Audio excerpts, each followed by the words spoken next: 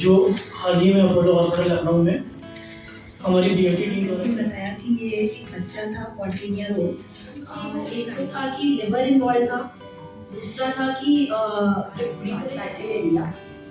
Urine transplant भी कुछ हमारे सामने पहला बच्चे वाला था ट्रांसप्लांट और I can also, as a spectator like all of you, really congratulate. Apollo hospital Lucknow ने यूपी का पहला इम्यूनोडिफिशियंसी बोन मैरो ट्रांसप्लांट करके दिखाया है। बहुत ही रेयर बीमारी थी और एक 14 साल के बच्चे का ये ट्रांसप्लांट किया गया। हमारे साथ बात करने के लिए ऑन्कोलॉजी और हेमेटोलॉजी की कंसल्टेंट डॉक्टर प्रियंका चौहान जी हैं, उनसे बात करते हैं। मैम, इस बीमारी के विषय में बताइए और जिस 14 साल के बच्चे का आपने ट्रांसप्लांट किया है उसके विषय में बता दीजिए। ये बीमारी प्राइमरी इम्यूनोडेफिशिएंसी डिसऑर्डर कई तरह के होते हैं। इस बच्चे को जो बीमारी थी उसको अगर हम साइंटिफिक टर्म्स में कहें तो एक्टिवेटेड PI3 के डेल्टा सिंड्रोम, APDS सिंड्रोम इसको कहते हैं, जो बहुत ही कम कॉमन है। 200 केसेस अभी तक रिपोर्टेड है।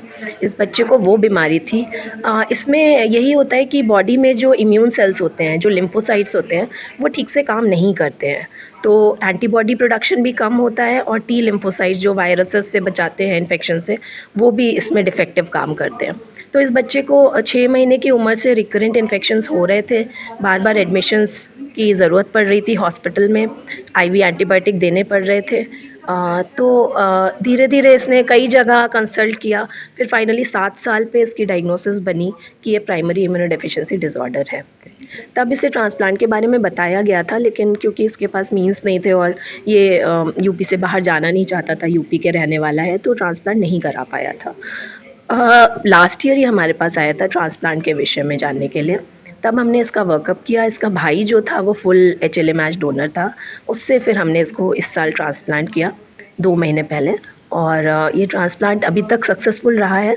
डोनर सेल्स अच्छे से काम कर रहे हैं पेशेंट की बॉडी में, और अभी तक इसको कोई नया इन्फेक्शन भी नहीं लगा है। 2.5 महीना हो गया है, और आगे हम लोग प्रार्थना करते हैं कि ये बच्चा अपनी नॉर्मल लाइफ जी पाए। साल भर तक इसका फॉलोअप रहेगा, उसके बाद फिर सारी दवाइयाँ बंद हो जाती हैं। मैम, यूपी का पहला primary immunodeficiency bone marrow transplant किया गया, तो कितना चैलेंजिंग था ये? चैलेंजिंग तो था, क्योंकि इसके केस में, इस पर्टिकुलर बच्चे के केस में इसका लिवर इन्वॉल्व था डिज़ीज़ की वजह से। दूसरा, इसका लंग जो ब्रोंकिक्टिसिस था, क्योंकि इसको मल्टीपल इन्फेक्शंस बार बार रेस्पिरेटरी ट्रैक्ट के हुए थे, तो इसके जो एयरवेज थे वो सारे डैमेज हो गए थे। तो ऐसे बच्चों में इन्फेक्शन का और ज़्यादा रिस्क होता है। और ड्यूरिंग ट्रांसप्लांट जब हम बोन मैरो नष्ट करते हैं, जब इनका WBC काउंट एकदम 0 के आसपास पहुँचता है, तो वो 2 हफ्ते काफ़ी क्रूशियल रहते हैं। इस बच्चे को इन्फेक्शन हुआ भी, काफ़ी ज़्यादा लंग का इन्फेक्शन हुआ। हमने इसमें हायर एंटीबायोटिक्स प्लस ग्रैनुलोसाइड जो WBC 3rd पर्सन से लेके ट्रांसफ्यूज़ करते हैं ताकि वो इन्फेक्शन से टाइड ओवर हो पाए, वो भी देना पड़ा। बाईपैप सपोर्ट की ज़रूरत पड़ी, बट आफ्टर ट्रांसप्लांट ये ठीक ठाक निकल गया है और अब हेल्दी है अभी तक। मैम, कितना समय हो गया इस ट्रांसप्लांट को और अब मरीज की कंडीशन कैसे है? 2.5 महीने पूरे हो गए हैं। मरीज़ अब ठीक है, फॉलोअप में आता है महीने महीने में। कुछ दवाइयाँ हमें थोड़ी लॉन्ग टर्म देनी पड़ती हैं, क्योंकि GVHD का रिस्क रहता है, ग्राफ्ट वर्सेस होस्ट डिजीज़। तो अभी उन दवाइयों पे चल रहा है। संभवतः साल भर तक ये दवाइयाँ चलेंगी, उसके बाद ग्रेजुअली हम लोग टेपर करके बंद करेंगे। Thank you ma'am. हमारे साथ डॉक्टर अर्चना हैं, उनसे बात करेंगे। मैम, यूपी का पहला primary immunodeficiency bone marrow transplant आपने करके दिखाया, तो क्या लगता है यूपी के जो मरीज़ इस बीमारी से पीड़ित थे उनके लिए कितनी बड़ी आशा की किरण अपोलो मेडिक्स ने दी है? नहीं, आशा की किरण तो बहुत बड़ी है, लेकिन सवाल ये है कि इनको डायग्नोज होना बहुत ज़रूरी है। अगर इसलिए सबसे ज़्यादा तो अवेयरनेस इसके बारे में होनी चाहिए कि जिनको बार बार इन्फेक्शन हो रहा है, तो एक प्राइमरी इम्यूनोडेफिशिएंसी हो सकती है, और उस सिचुएशन में उनको आके कम से कम पूरे टेस्ट करवाने की आवश्यकता है। और जब कोई बोन मैरो ट्रांसप्लांट की बात बताए तो बिल्कुल निराश ना हो जाएं, हताश ना हो जाएं, क्योंकि अब यूपी में भी संभव है इसको खोना।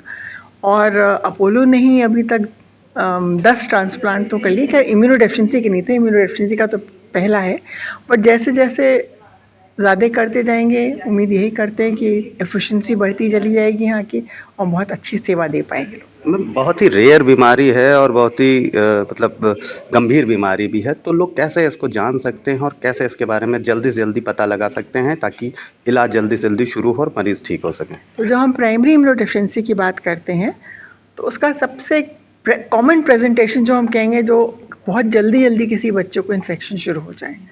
कभी कभी तो कुछ ही महीने का बच्चा होता है, वो बार बार उसको भर्ती हो जाना पड़ता है अस्पताल में।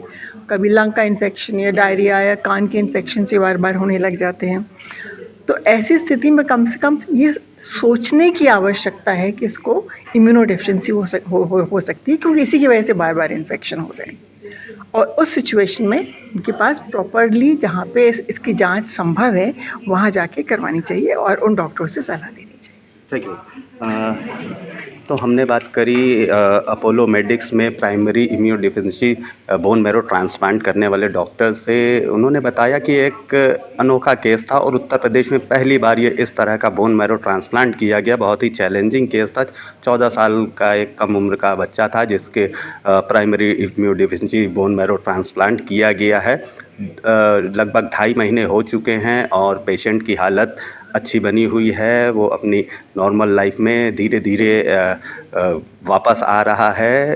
तो इस तरह के primary immunodeficiency bone marrow transplant से एक नई आशा की किरण अपोलो मेडिक्स ने जगाई है, क्योंकि इस तरह का इलाज उत्तर प्रदेश में कम ही अवेलेबल था। लोग बाहर के प्रदेशों में जाना पसंद करते थे इस तरह के इलाज के लिए। अब अपोलो मेडिक्स ने इस तरह का नया चिकित्सकीय कीर्तिमान स्थापित करके उम्मीद जताई है कि लखनऊ में भी इस तरह का इलाज संभव है। वीडियो जर्नलिस्ट अखिलेश सिंह के साथ संतोष कुमार, भूमि टीवी, लखनऊ।